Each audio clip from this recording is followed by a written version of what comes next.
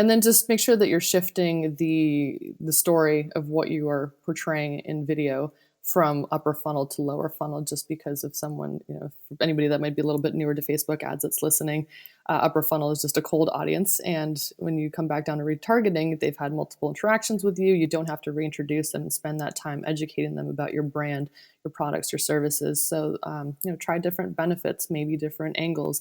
Instead of a product video, maybe do something that's a lifestyle-based video. So there are many ways to get creative and really drive that conversion as you get down the funnel if they don't convert on that first click, which does happen, but it's not as common.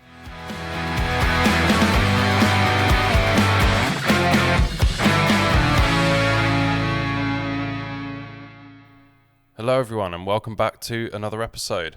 Bit of a special one today as it's the first one under our new name, the Marketing Freaks Podcast. Still in all the usual places, so do come and give us a follow on Spotify or a rating and review on iTunes. That kind of thing is hugely appreciated, so thank you so much if you go and do that. So to kick things off, we have an amazing guest all the way over from California, Akville DeFazio from Advertise. Welcome to the podcast. How are you? Doing well, John. Thank you for having me on and excited to be here with the new rebrand.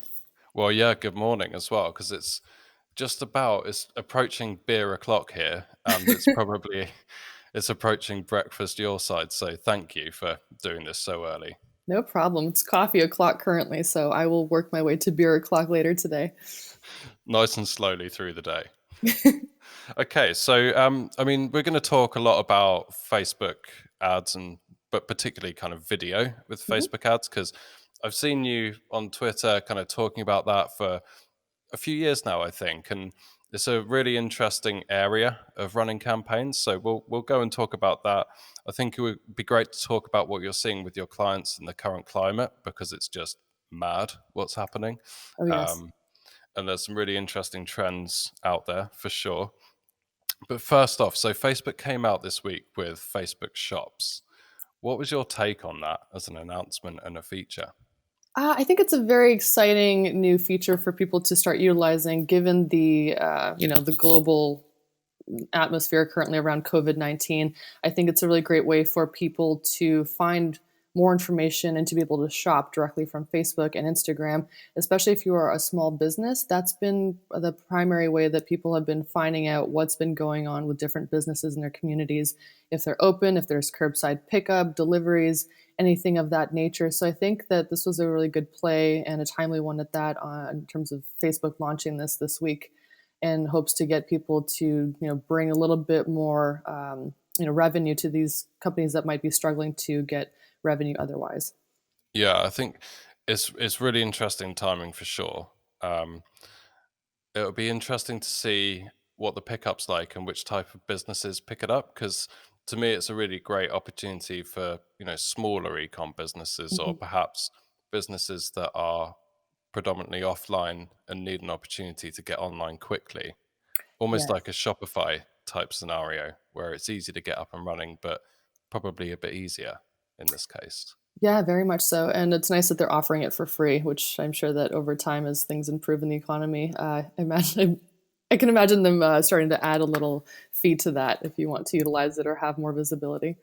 I would be amazed if they don't. It will also be interesting to see how that plays into Facebook ads. Mm-hmm. And I saw Susan Wenograd tweeting about it, saying that, oh, actually, hang on a minute, this is good new inventory for Facebook ads at a time where new inventory is really needed. So that's definitely one side. Yeah, that was very well said by her, and she's totally on point. Knowing Facebook, historically, what they've done with new features rolling out, it's only a matter of time before they expand it to an ad placement and then monetize it. Yeah, my cynical view when I read it was the angle of, we're doing this to help small businesses at this time. Mm-hmm. I don't know. Yeah, right there with you. It's helpful for sure. Yes. And I'm sure lots of businesses will benefit from it, but I don't believe that that's why they did it. I think it was a really opportune time for Facebook to do this because of how things are shifting in the online space, and they needed something new to get people talking about them and getting excited about their platform more so than they have in the recent maybe 2 years since the whole privacy fiasco happened. Oh man, they have not had a good 2 years of PR, have they? No, they've not. Whereas this hit the news like in quite a big way here, well, at least in the UK, like it was on all the major news sites, and yeah, a positive story for Facebook. Long overdue. Yeah, exactly. So, I mean, how's business at this time? So, I think we run very similar businesses, small agencies that specialize in paid media. Mhm. How have you found it on your side of the world? Oh, goodness. For us, we've been very fortunate, I think, at least with the types of clients we've had on our roster in the recent months, that we've only lost one client. We had one scale back, but the rest we had, serious conversations about what does this look like, as typically, consultants or agencies, they're usually let go first as businesses scramble to kind of go lean during troubling times. And Yeah, we talked about it, and if you cut off advertising, how are you going to feed the funnel otherwise to keep your business at least surviving in the meantime, if not thriving? So we've changed our messaging. We've made a lot of we've been thinking outside of the box for the most part, because some of our clients had to change their entire operations. One of them makes a home product, and it's acrylic based. And I didn't know this otherwise, but apparently there's a global shortage in acrylic now, because a lot of different companies are trying to buy it up and create different guards and walls and this and that to protect their wow. customers or different types of businesses that they run. So it's been really impacting them, and we've been trying to think of other revenue streams for them and how to market that. So there's been a lot of shifts, and while I'm incredibly grateful and feel fortunate that we weren't impacted as heavily, but I have a lot of friends that had to, lost all of their clients or had Yeah. significant cuts, and it's just been devastating. So there's definitely a mix of what's been transpiring from business to business. Yeah, particularly agencies that specialized in travel, for Yeah. example. I mean, yeah, really rough, difficult times. We've certainly seen a mix, Hmm. and certainly, particularly e-commerce, we've got clients that are doing better than they've ever done before Yeah. because their product suits people being at home. People are obviously kind of buying online because you can't just walk down to the shop. Yeah. So it's been a real crazy roller coaster and mix of performance, which it is really fascinating to see that happen on the platform and Hmm. see how that rolls out. But yeah, it's crazy. And how have you how big's your team? We are very small. There are or four of us. Oh, no, nice. Yeah. Yeah, that's so cool. How have you found it as a business owner? Because it's you can never plan for a global pandemic and a worldwide lockdown. Oh, we felt completely sideswiped, and trying to just maneuver through this. It was going from a week to week um, type of strategy of what's going on, because we didn't know what was going to happen next week with our clients. And when things ramped up globally, and then it spread to the U.S. more prominently, and California, where I reside, went on lockdown. It went from day to hour, where we'd have to switch what we were doing or just re-strategize. And I feel like, many people can share the sentiment, but I feel like we're working harder and we're more exhausted. And I feel like there's been some burnout, and it's just important to, be more sensitive and understanding of people and situations. And we are, I feel like this is cliche at this point, but we're all in this together. Yeah. And we just have to be understanding and do the best that we can without, losing steam, because it's, essentially it's survival at this point. Yeah, there's definitely lots of personal stresses for different people, and yeah, it's a very interesting experience, isn't it? I Hmm. think as a business owner, it is very interesting. Um, so back to Facebook ads, Okay. from global pandemic back to Facebook ads. And on the topic of video, so you know, becoming more and more and more important in campaigns. Like, what's your kind of take on like what's working at the moment when it comes to video on Facebook? Well, you can certainly do short form or long form. At least for our clients, short form video works well. We've done longer form video and organic content, and promoted, short form videos to get little teasers to go to long form, if that's important for your campaign to tell that story, or to get more video views for something that might be longer form. But to get anyone to take a quick action, people's time attention span is quite brief these days. And I believe there's a study by a Canadian research company done about the year 2000, and they were trying to study the human attention span. And before the mobile revolution really happened around that time period, I believe our time span was 12 seconds. And then since we've all gotten more tablets, more cell phones, more things to distract us, it is now currently 7 seconds. And goldfish have us beat by one whole second, if you can believe that. So it's pretty embarrassing. So video is a really great way to, catch people's attention as they're scrolling through feeds, different types of areas within those apps. And just any sort of subtle motion works very well if you get them to stop with their thumb, or if they're on their desktop too, which is fewer these days. But just getting them to stop and read your the ad copy that you have, and then hopefully click through. It's just been very effective in doing that very quickly. Yeah, and what's your take on using video for? There's so many different strategies you can deploy, right? So, are you typically using video to drive a conversion in a sale, or are you using video to build up retargeting lists, or a bit of A little both? bit of both. So we try to incorporate video across the funnel by doing an introductory type of video, upper funnel through either a video views campaign, and then creating a retargeting audience off of those people that viewed maybe 75% or more of that video, because it's an indicator that they're interested in what you are trying to showcase. And that's a great way to create a retargeting audience and then have them come back through either an image carousel or video ad through another ad placement or platform later. Yeah. And then just make sure that you're shifting the story of what you are portraying in video from upper funnel to lower funnel, just because of someone, for anybody that might be a little bit newer to Facebook ads that's listening, upper funnel is just a cold audience. And when you come back down to retargeting, they've had multiple interactions with you. You don't have to reintroduce them and spend that time educating them about your brand, your products, your services. So, try different benefits, maybe different angles. Instead of a product video, maybe do something that's a lifestyle based video. So there are many ways to get creative and really drive that conversion as you get down the funnel if they don't convert on that first click, which does happen, but it's not as common. Yeah, so good when it Oh, does. yes. Yeah. The And what about kind of production and production values? Because some brands will go in heavy, they'll produce like really slick, like TV style ads, Hmm. with punchy budgets and looks amazing.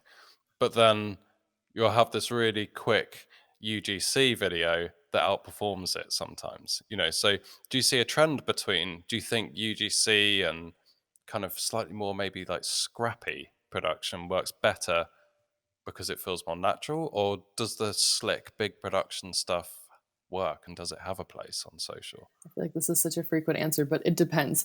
For small to medium sized businesses, even large ones, I've seen UGC work very well. It just depends on who your audience is and what you are selling, because people like to go on social and not feel intimidated necessarily if there's something like, really nicely produced. And sure, those videos are beautiful, they're Yeah. great. And if you have the resources to do that, sure, try it out. But I feel like people feel more comfortable seeing another person or something that they can more easily relate to, that they're more willing to, if you see, a fashion blogger wearing a shoe that she's, influencing people to purchase, I can look at her and be like, oh, maybe she looks like me or what I want to look like. And those shoes look great on her. So maybe they'll look great on me. Where compared to maybe a really high end commercial, if it's somebody that I can't relate to in terms of my lifestyle, I might feel intimidated, or maybe I feel like it's maybe not in my price range. I might not click through to even find out. But there's all sorts of things. So test it out and make sure if it works for your business. However, I will say for higher production stuff, if you're in the B2B space and you're doing a SaaS type of, you're providing that type of software for other businesses that are willing to spend a lot, you may want to come off as more professional and produce something of higher Yeah. quality rather than having somebody in maybe, I don't know, in a home office that doesn't look as maybe reputable or strong, or maybe high value enough per se, Yeah. but you Yeah. want something a little bit more Yeah. polished.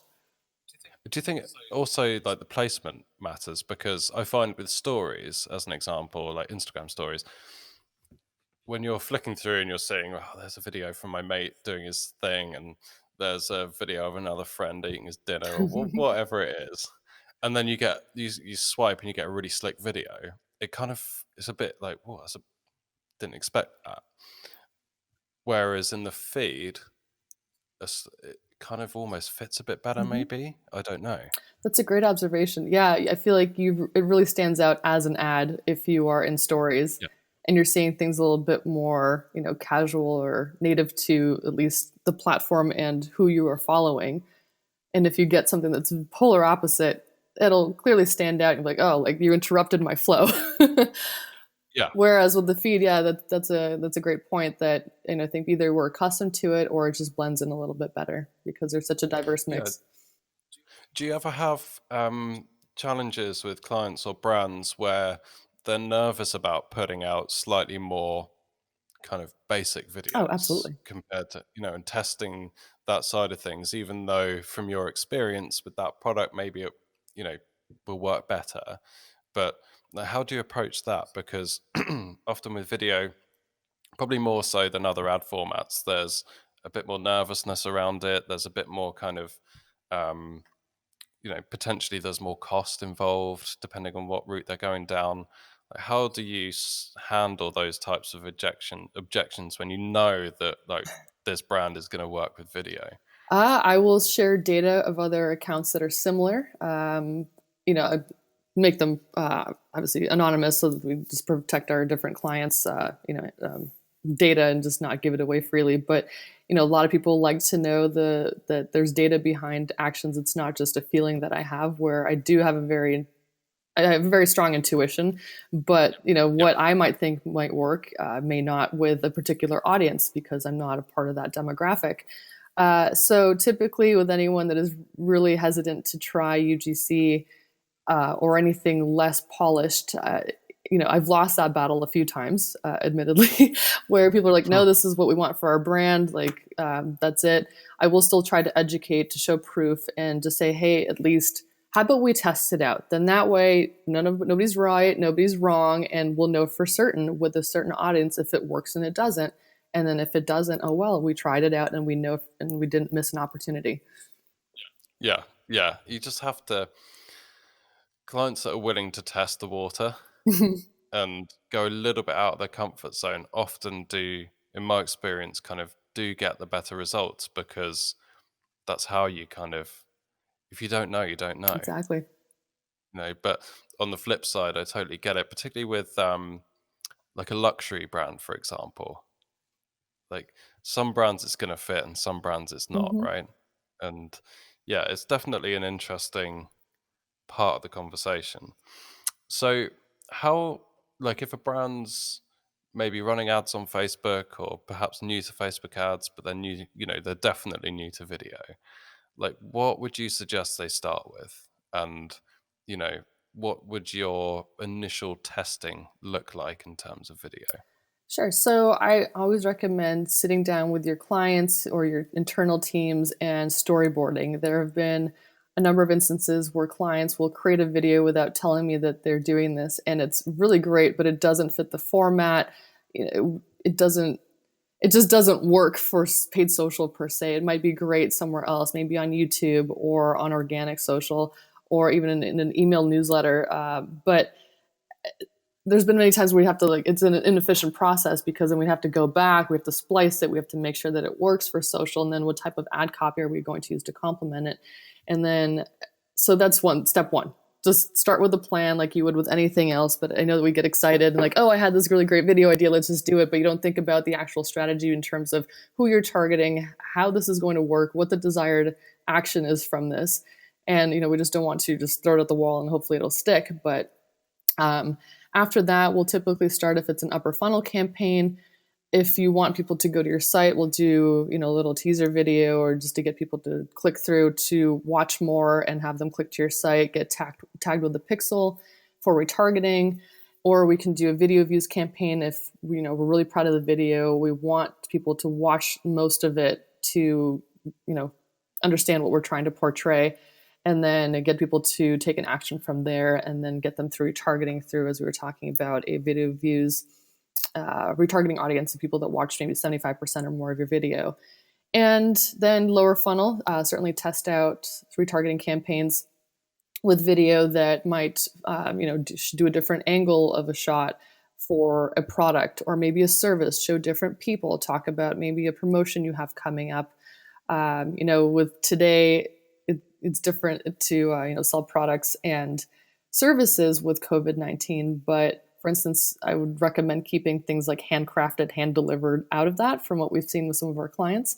So you can talk, yeah. Really? So we can, we've switched it to just doorstep delivery. We'll just leave it at your door. Like that stuff has been working well. So you can actually show that with video a lot quicker. And people, with the way that our brains work, that people comprehend something visually compared to textually much quicker, and you can get your message across that way.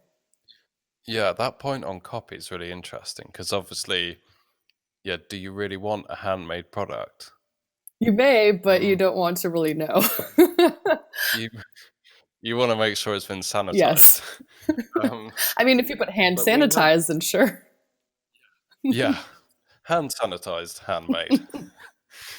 um, but we had some really interesting reactions to certain words over the last, say, 6 weeks, and Hmm. one of the words that was essential.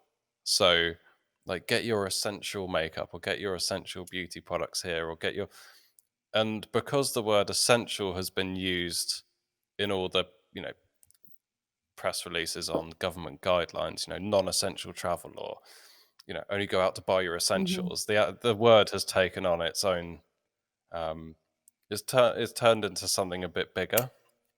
So we were getting like loads of comments on this isn't essential, and Um, you have to kind of really adapt, don't you, very quickly. And these are quite subtle changes in some cases, but yeah, another kind of very interesting sign of the times, or thing of the times, yeah, has been words and language. very much so. So, where do brands go wrong with video? Because it's a bit of a minefield in terms of, you know, you, it, you have to get the production right. Depending on what level you're going in, you have to get the story right. You have to get the messaging right. There's a bit more to it than putting together a carousel or an image ad. Where do you see most of the mistakes being made?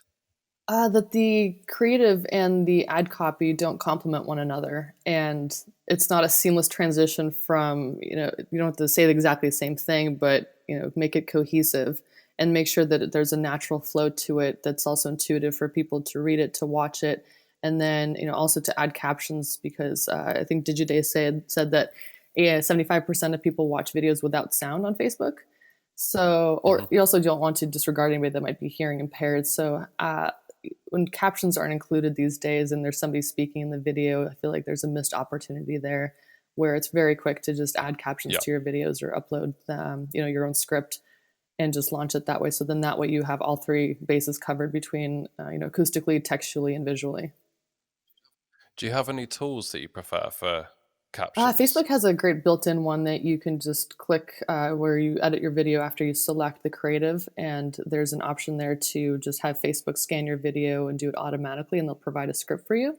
And it does it within just a few seconds, which is really convenient. But you'll want to make sure that you you scroll through it and make sure that it lines up properly and that Yeah. it's not miscaptioned, because the system is pretty good at it, but I've noticed that if anyone's speaking with an accent or you have an unusual brand name, that it does spell it properly. And I've Yeah. seen some really bad captions that it's Yeah. generated. So just be sure to revise it before you publish it. Yeah, I've definitely seen. Um, so I use a kind of a service called Mhm. rev.com. I don't know if you've used that for videos that are going across different platforms. You can get the SRT file, it's really quick. But yeah, some some of the interpretations they come back with, it's actually quite It is. entertaining. But just do a video, get some captions, and have a Yeah. giggle. It's a, Basically, don't set it and forget it, then hope for the best, because it's not flawless by any means. and do you find you mentioned retargeting a couple of times, and retargeting video views and video audiences?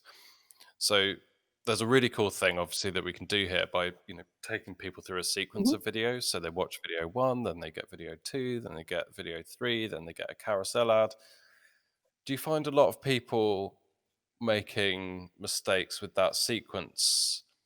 And by that, I mean really not considering how each one joins up. So the video that someone cold is going to receive has to kind of tee them up into the eventual carousel that's going to be salesy and pushing the product. Is that a common I don't mistake? think it's common per se, but it does happen quite often. Sometimes I'll click on things and go to websites and I should be in their retargeting bucket, but I will still see the same ad across different platforms. And it's like, okay, is that just because Yeah. you don't have any exclusions set up? Or is it because you're just, running the same ad across the different parts of your funnel? And, I hate to say this, but it's lazy, right? You're missing out on a lot of opportunity by just, duplicating things and running it where you should be able to take Yeah. that opportunity and shift your messaging and your creatives. And the exclusions for video views is such a simple thing Mhm. to do, isn't it? You know, it's a really easy step that um, just often gets missed. Well, it's also Very hard to simple miss it. If change. you're selecting an audience, you should be able to also, select one that you don't want. Yes. Yeah. Yeah. Exactly. Um, so have you got any like favorite stories of video campaigns or like successes where you've introduced video and the results have kind of turned around, or like what's your favorite This one's story? top of mind since I just spoke at a digital conference 2 days ago, and I touched on this. But it's kind of goes into the using captions, and then what if your business is reliant on sound, but you don't have any sort of spoken word on it to add captions and kind of miss out on that acoustic portion. So what I mean by that is we have a Okay. client. They're called Indo Windows, and they make custom window inserts that make your home more energy efficient, but they also have a product that does noise reduction in your home by up to 70%. And we had a customer send in a great video, like unprompted. They just were so pleased by the product. And this woman took a video from her living room, and she lives on a very noisy street. And it's very audibly apparent that she does in the video, and there's cars driving by. And then she pops the insert in, and it muffles it. And it's like, this is like a huge testimonial, right? We want to show this in retargeting audiences, Amazing. and it speaks volumes to how great their product is. But how did we overcome that? 75% of people don't listen to videos with sound. So I thought about it, and I was like, we really have to use this somehow. And then to cover the acoustic portion, I was like, well, you know what? Most people know what a sound wave resembles. So how about we take the sound wave, don't alter it in any way, and then embed it into the video, make it our brand colors, and you can see the huge dip into we did a before and after, and like that Oh, that's that genius. just works so well for us. And I know that, yeah. That's So genius. it was a very simple thing. We didn't make a highly produced video ad out of it, but it was just very natural and spoke for itself. Yeah, that's so smart. And I wonder, even just seeing the sound wave often makes you go, "Oh, go listen to that," Yeah, or good point. you know, triggers people turning the Mhm. sound on. I think. Yeah, that's really smart. And It did it do did, yeah. We well? ran it for a long No. time, and now we're like, okay, like more people should send us these types of videos so we can create more. That's so lucky to get that sort of video through. Mhm. Fortunate because like that's just Oh gold, yeah, isn't it? For yeah. retargeting, that's just absolute gold. But it's so hard to go out to customers. It's hard enough to get them to leave a review, but to send them you a video is it's a big ask, isn't it? So to have someone just to send one in, that product must have been Yeah, really good. we were really Yeah. pleased with that. I'd like to get one of those and put them on my build a little cage to get myself away from the noise of two young children. It sounds ideal. And maybe the neighbors would appreciate Yeah, it too. I think it works both ways. Constant screaming. Um, Earlier today, just I guess to wrap up, we kind of put a couple of questions out and um, kind of had a question about using video within a lead gen campaign and optimizing for view throughs versus other potential kind of optimizations. What are your thoughts on video for lead gen? I say do it if it works well. It sounds like this person that tweeted that out said it was working well with images, but then they switched to video, and the performance changed. But there were some questions that I had to follow up just to make sure that the video was tested alongside the image, just to make sure that there was a fair A/B test to know what was working, what's not. But it also sounds like it was replaced, so I don't know if it was run at the same time. But I think if you, I believe he said that the video was 30 seconds. It would be interesting to also test something Yep. shorter, maybe 15 seconds, and see how that fares in comparison to a longer video. If his concern is that video doesn't perform well, and then just test those videos, see which one is the winner, and then test it with different ad copy variations to see which one of those performs the best. But I wouldn't give up on video because it does get people to stop scrolling and see what you're about, and if it's applicable to them, you know, then they would convert. But also test some different audiences, which sounds like he was brainstorming some other ones he can test. So if he has the budget, it wouldn't hurt to Yeah. test multiple audiences. And I guess like different messaging on that video as well, because do you think one of the risks in that scenario is you have a single image ad with some ad copy that makes the proposition Hmm. really clear, and then you put a video in, and if the story or like plot or script on that video isn't crystal clear, you could essentially do a bit more harm than good. Yes, and that actually reminds me of something, that if you are doing videos, especially to upper funnel, colder audiences, that you should put your brand or just something that encompasses what you're trying to get across in the first 10 seconds of the video, because people tend to drop off after the 10-second mark. So for this scenario, if he's running a 30-second video, it'd be interesting to know where the drop off is, but I'm willing to bet that it's in the first, 10 to 15 seconds where majority of people do drop off. So if you aren't being clear in what you're trying to, accomplish or provide that's useful, helpful, entertaining to that person, they're going to drop off and keep scrolling, and if they're not going to complete that lead form. So that's just one thing that he may want to test. Very interesting, very useful. Look, thank you so much for making the time. I know it's early morning your end, and yeah, really appreciate it. And if people want to find out a little bit more about what you do, where should they go? Where Well, should it they was a find you? pleasure chatting with you. Thank you for having me on. But if you'd like to, connect with me, I'm very active on Twitter, and you can find me at Akville DeFazio, or a little bit easier since my name is a bit unique, you can find me at akvertise.com.